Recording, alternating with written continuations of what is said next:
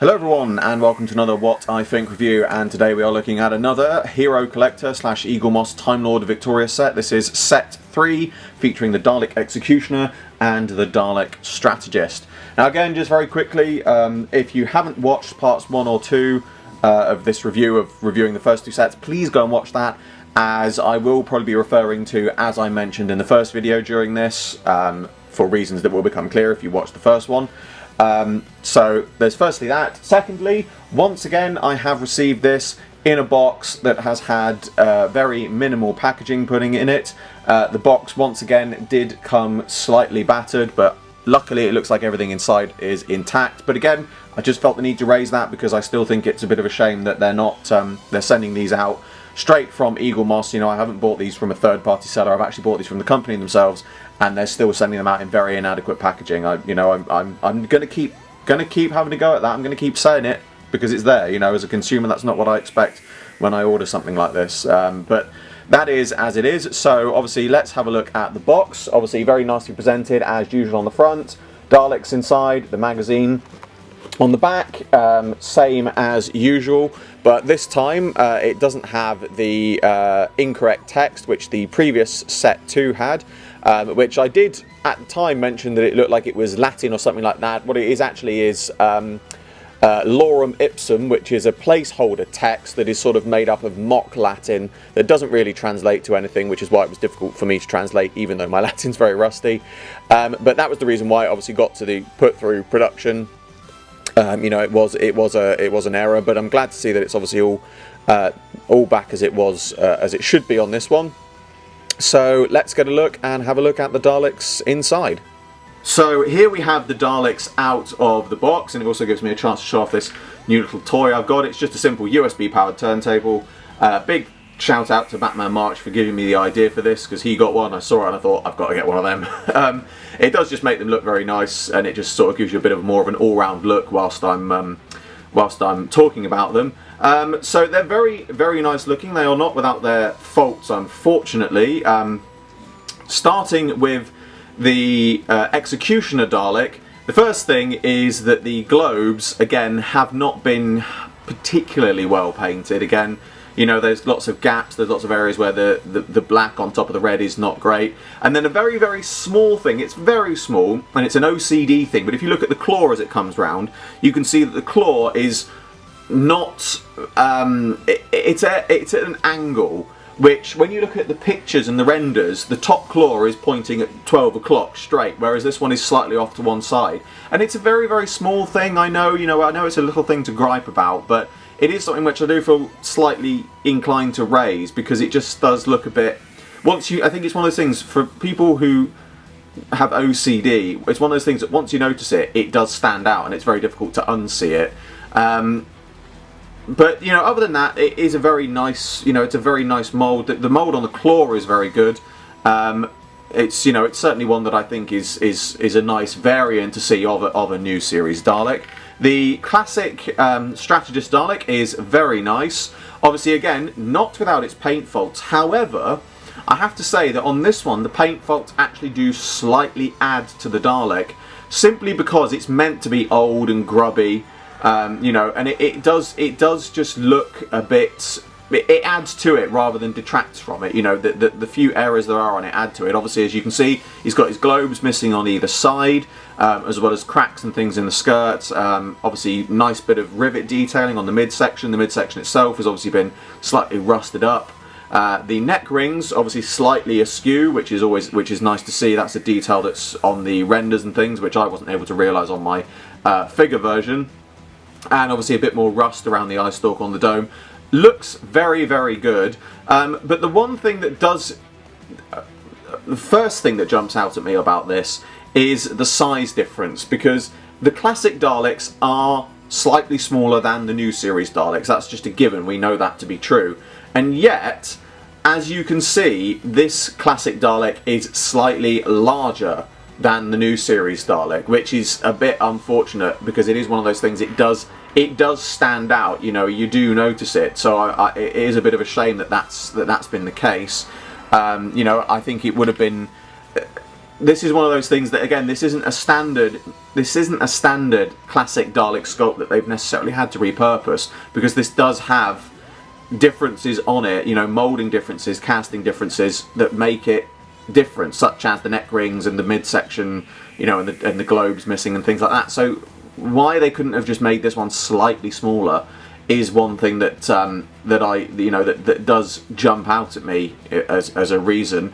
But there's one other difference on here that I would like to just raise that I find slightly odd, which is, if we look at the bottom of these Daleks, the Executioner has had its underside fully rendered with the nice hover bits, obviously painted red, similar to how the Time Commander had them painted blue. But the classic Dalek has no detailing underneath. Instead, it has this sort of felt base to it, which is obviously, I'm guessing, made to, you know, make it have a bit more traction and things like that. But it's odd that they didn't do the underside of this. I mean, I know, you know, there is some doubt as to whether the classic Daleks that early did hover or not. There is evidence to suggest that they did, certainly in several episodes. So it's odd that they haven't done the underside of this one. You know, it is just one of those things. Again, it's just a little bit of an odd point that I do have to sort of raise and question why. I'm sure there's a reason, but it's just odd that they would do it for one and not do it for the other. But now let's get on to having a look at the magazine. So here is the magazine for this set. Obviously, again, same issue still with the cover, which I mentioned in the first review of the first set, but let's go to have a look inside. So we've got a bit about the Dalek Executioners, obviously implying that there's more than one, which would make sense, but obviously explains a bit of background about them, which is nice to see. And then we've got some... Did I turn over two at once? No. We've then got a bit more information about different Dalek hierarchy, so assassination group seen in the chase. Black Dalek here from Resurrection of the Daleks being listed as a Dalek assassin, which is certainly an interesting update to that, although the implication is also that the Dalek troopers were used as Dalek assassins. I'm sure if you read that it probably reveals that perhaps it's not meant to be that Black Dalek, but it's interesting that they would use that Dalek as a placeholder image for that, so maybe it was a double one. Obviously Dalek Assassin, Special Weapons Dalek even, and then the Lone Dalek from episode Dalek, which is interesting there. Strategist Dalek, bit of information about the Strategist Dalek, obviously, always nice to see. Dalek Gunstick, midsection, cross-section, very nice to see. I'm loving, I have to say, these cross-section, these Dalek cutaway parts are certainly, I think, some of the best bits in these magazines. It's fantastic to see all of these sort of working things like this. You know, a nice cross section is always fun to look at, but to see some sort of Dalek ones are very, very interesting, very nice to see. Obviously then we have some bits about deaths of the Daleks, how several of them died or what's happened to them, which is not quite sure why that's in there, but it is in there. It's an interesting thing to see.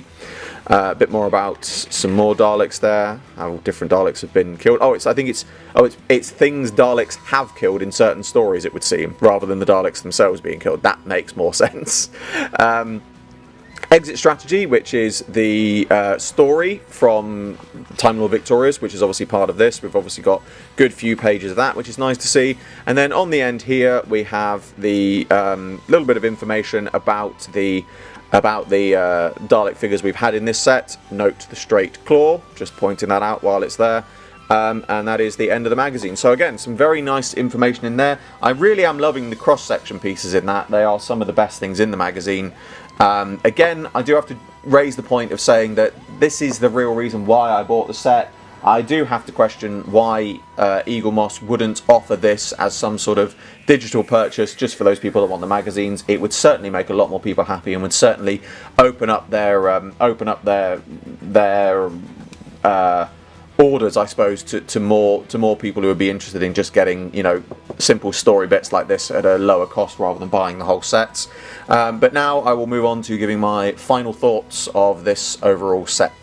So, final thoughts on Eaglemoss Set 3, and I'm going to be perfectly honest, I'm really struggling now to think of things to say about this that I haven't already said in my previous ones, so the only things I can really say is if you're buying this as someone who buys the figurine collection, it's certainly one that I think is going to be a great piece in your collection.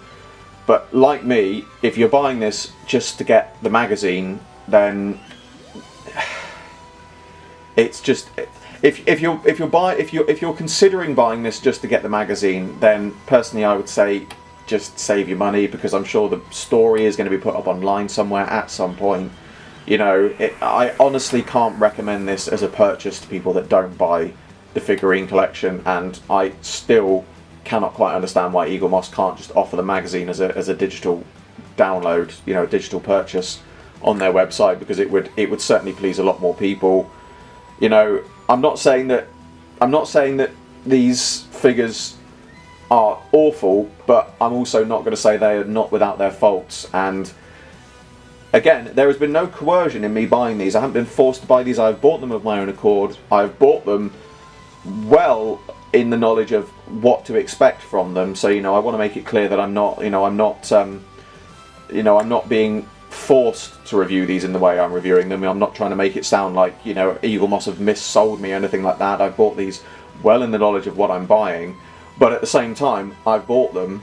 I'm going to review them fairly as I see fit. And to me, as the consumer who has bought this product, it does feel underwhelming. You know, so far all of them have. You know, the magazine has been the best bit in all of this, but when an additional piece to the product you're selling is the best bit, it says something about the quality of the product. You know, at the end of the day, these are figurines. It's a figurine collection. It says so on the magazine.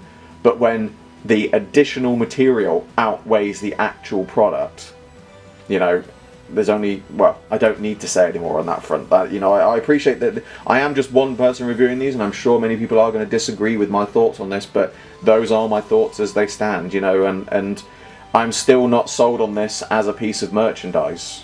It's, you know, that there's no way of getting around that. It is just the way I see it. Obviously, there's still one more set to come out in March. We will wait and see what that is like, but I'm not expecting any different from anything that I've seen before.